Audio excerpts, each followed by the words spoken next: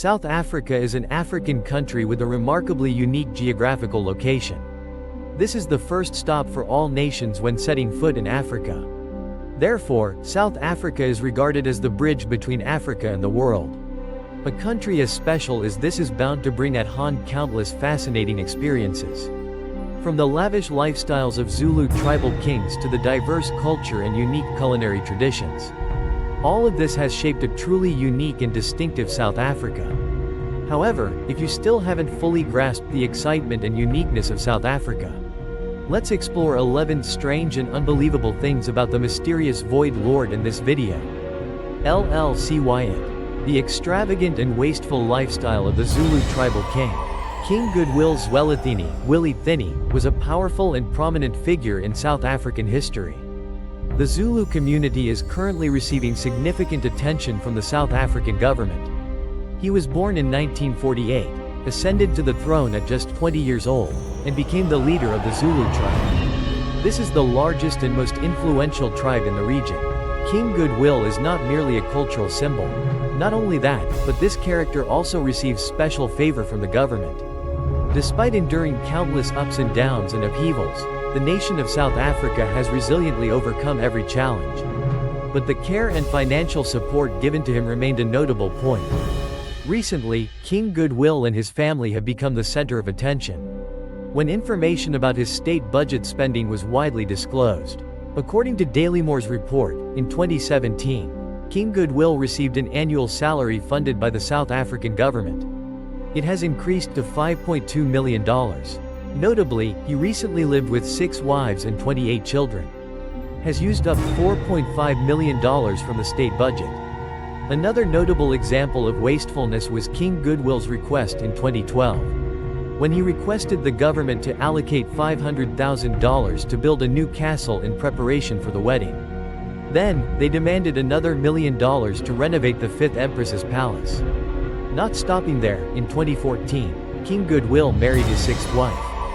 His wedding was an extraordinarily lavish event with over 5,000 guests in attendance, totaling a cost of $375,000. Of that amount, food expenses alone reached $82,000. Each queen of King Goodwill is granted a private palace along with a monthly living allowance of up to millions of dollars.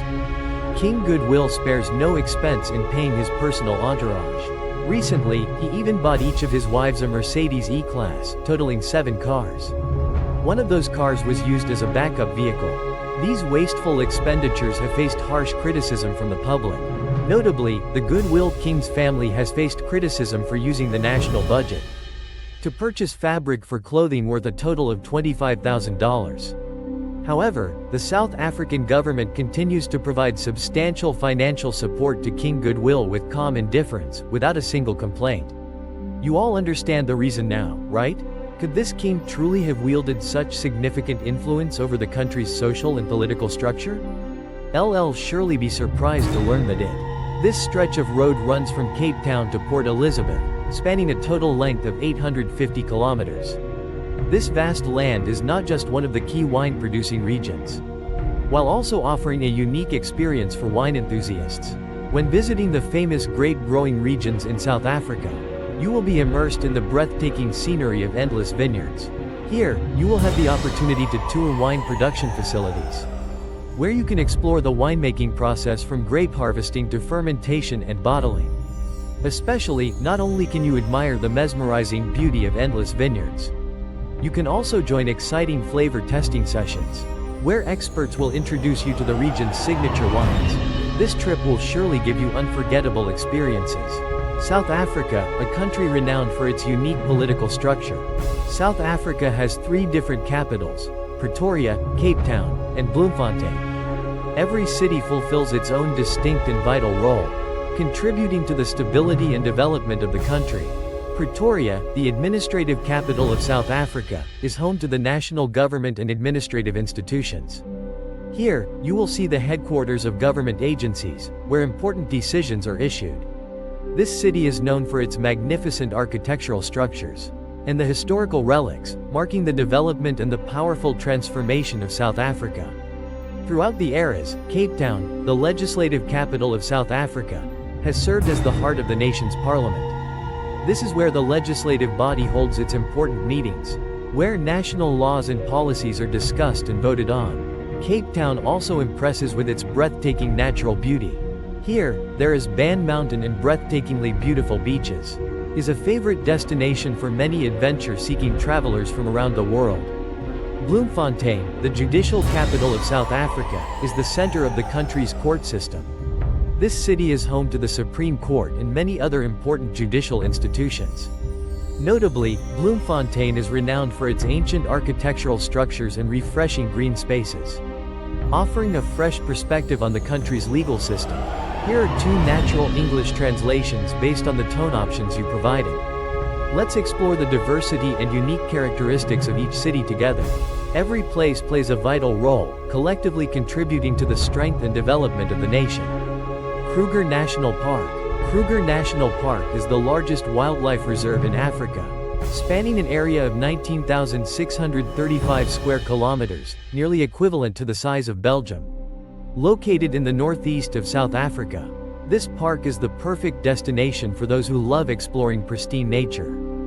Kruger has a subtropical climate characterized by hot, humid summers.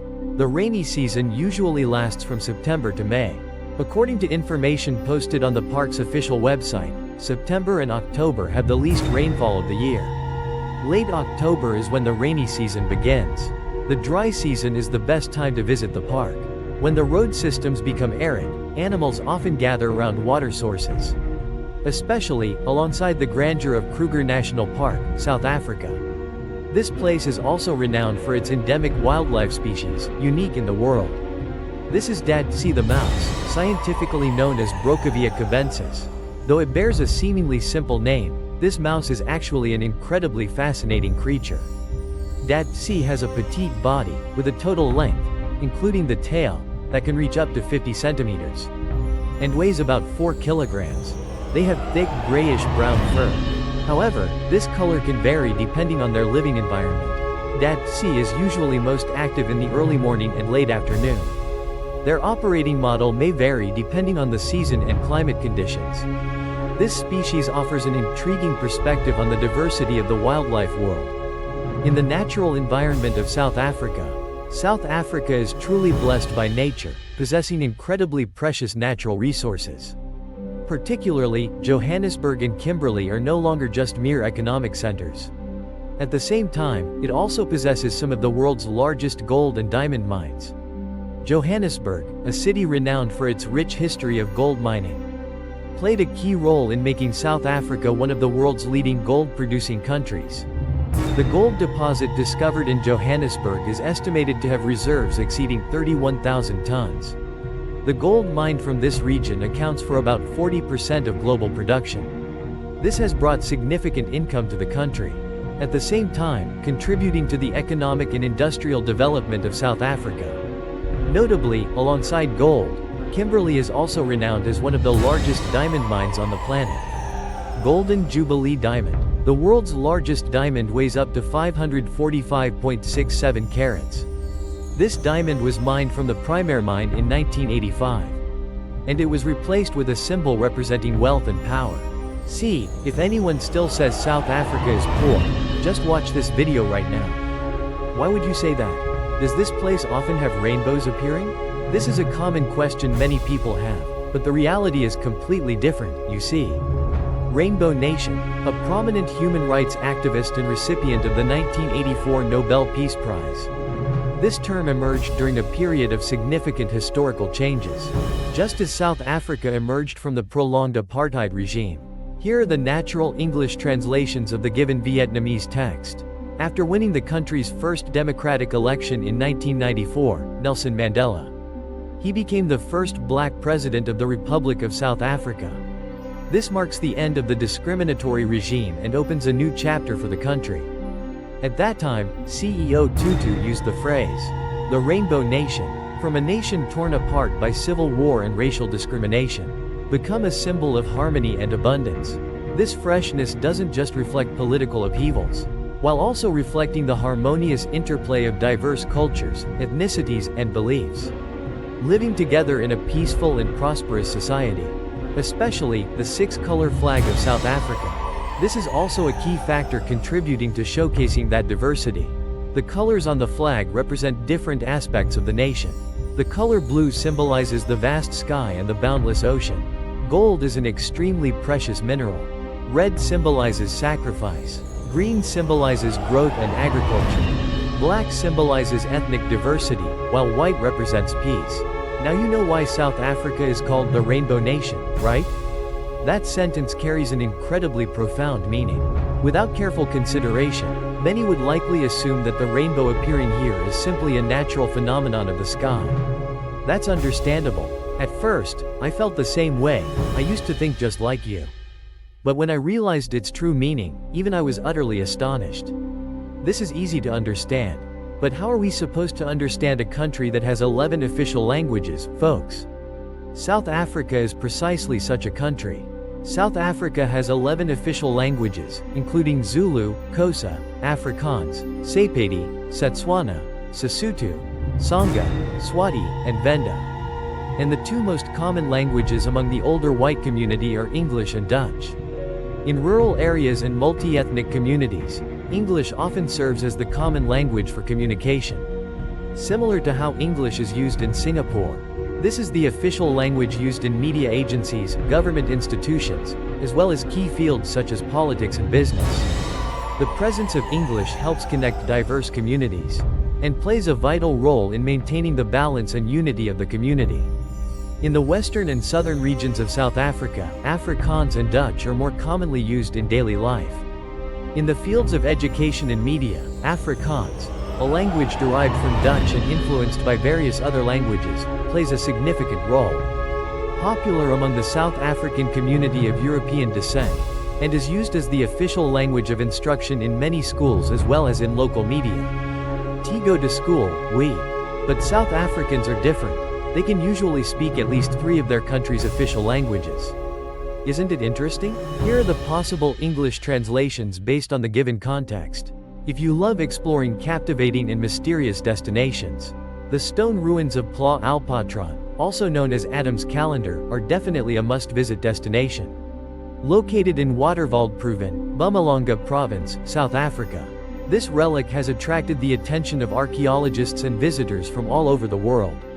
Thanks to its mysterious aura and the theories surrounding it, Pla Alpatron features large stones arranged in circular or rectangular formations.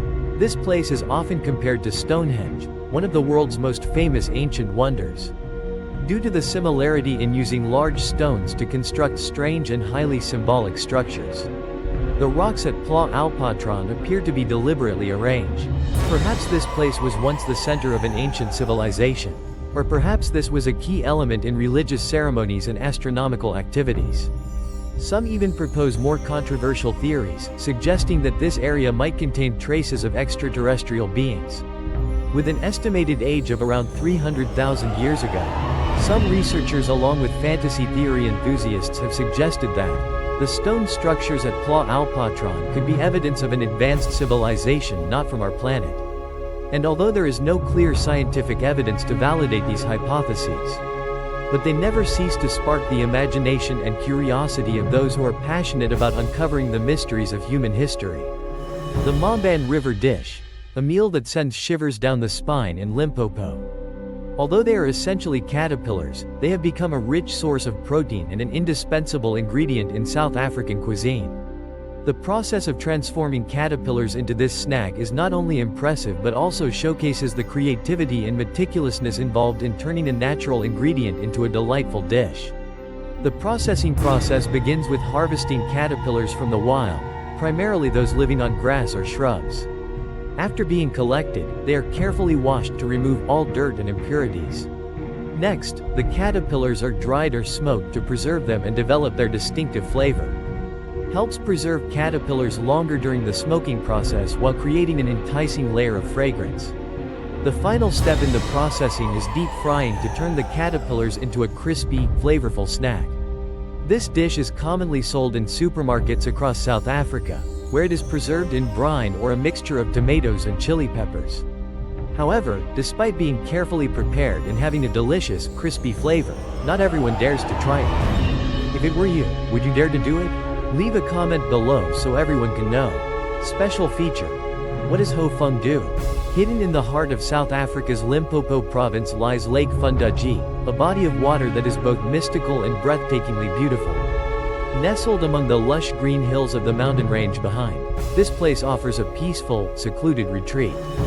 This is one of the few natural freshwater lakes in South Africa, formed by a landslide that occurred in this mountainous region long ago. Lake Funduji lies in the heart of the Dodovandu dry forest, a place rumored to be the dwelling of countless spirits.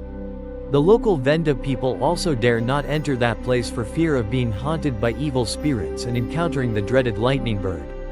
According to local legend, it is believed that this lake was formed after a landslide caused by a curse cast upon Kron. A village refused to allow a person with leprosy to enter.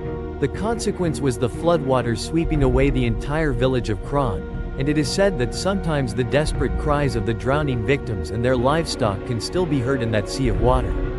Instead, it is believed that Ho Fung Dugi is protected by a snake deity living in the hills surrounding the lake.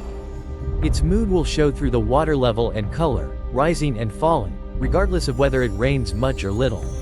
With nearly 100 streams and 3 rivers flowing into it, the lake gains millions of liters of water every hour. However, Fung Dugi Lake lacks a clear drainage system, and the water level seems to remain constant, never changing. Where did all that water go then? Additionally, according to some reports, the water level in the lake appears to rise and fall naturally like tides, even though it is not connected to the sea, rather than depending on rainfall. I came across an interesting modern legend while browsing the web. According to records, in 1955, Professor Henry Burnside and his assistant collected water samples from the lake in an attempt to find answers to these questions. According to unverified rumors, the lake's water dried up overnight. And after Burnside dipped his finger into the water to sample it and took a taste, he died just 1 week later. This modern legend also offers a scientific explanation, suggesting that the chain of events occurred due to a high concentration of chromium in the water, stemming from red field mining activities. According to this explanation, when the temperature drops below 19 degrees Celsius, the chrome particles in the water crystallize, causing the lake water to vanish and leading to Burnside's death. However, there is no actual evidence proving the reservoir has high chromium levels or that chromium mining activities ever took place in this area. Even if it were to happen, no matter how high the concentration of dissolved chromium in water is, it cannot make the water disappear, though under certain conditions, chromium may crystallize into solid form. But it certainly couldn't freeze the entire lake overnight. Additionally, although the water in Fulmuzi Lake is unsafe to drink due to its high chromium content, taking a few sips won't cause immediate death. Lake Fulmuzi was recognized as a National Heritage Site in 2013. While chromium poisoning typically has symptoms that develop gradually over time. According to Beautiful News, this area is protected by the local community. Like a guardian of the lake, preventing human intrusion and preserving its pristine beauty. If you want to go near the water's edge, you need to ask permission from the chief of one of the nearby villages. Therefore, it can be confirmed that the lake water did not disappear due to high chromium levels, and this phenomenon is also unrelated to the disturbances in Burnside. If so, the answer to this question likely lies deep underground. According to a report by Sibona Kaliso Chidiza presented at the World Landslide Forum, Da Exatan An belongs to the Sao Banbird group, where there is a lake, and has been severely fractured due to cracks formed during different periods. It can be inferred that it also played a role in the landslide that formed the lake. Now, geological fractures can act like massive drainage pathways. If the crack forms a path wide enough and slopes downward, water can seep through cracks and penetrate deep into the underlying rock layers. This could cause the surface water to decrease significantly, making it appear as though it has completely vanished. Therefore, according to our most accurate prediction, it was these very fault lines that caused Lake Fulmuzi to dry up. However, if you want to explore Lake Bayat on your own, don't forget to visit Lake Fulmuzi as well. With a knowledgeable local guide, they can offer profound and invaluable insights into Venda culture. Immerse yourself in folk tales and uncover the mysterious legends surrounding the lake. Moreover, they are committed to ensuring your safety, not just the dangers told in legends, but also face a fairly large population of crocodiles inhabiting this area. Traffic and its fascinating aspects. Although South Africa is a developing country in Africa, it still holds countless fascinating things worth exploring.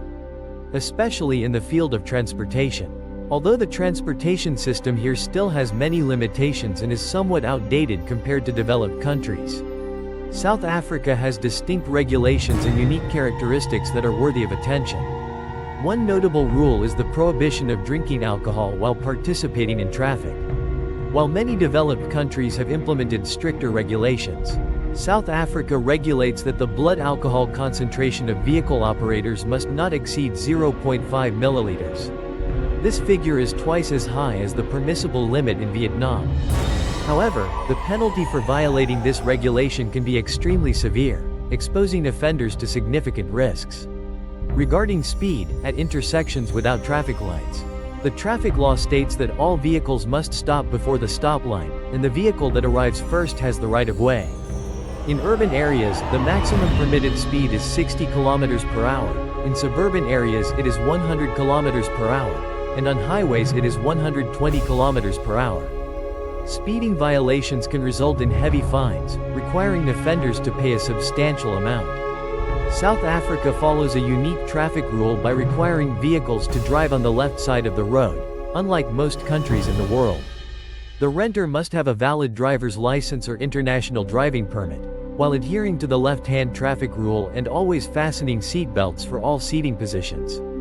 Using a mobile phone while driving is strictly prohibited in South Africa.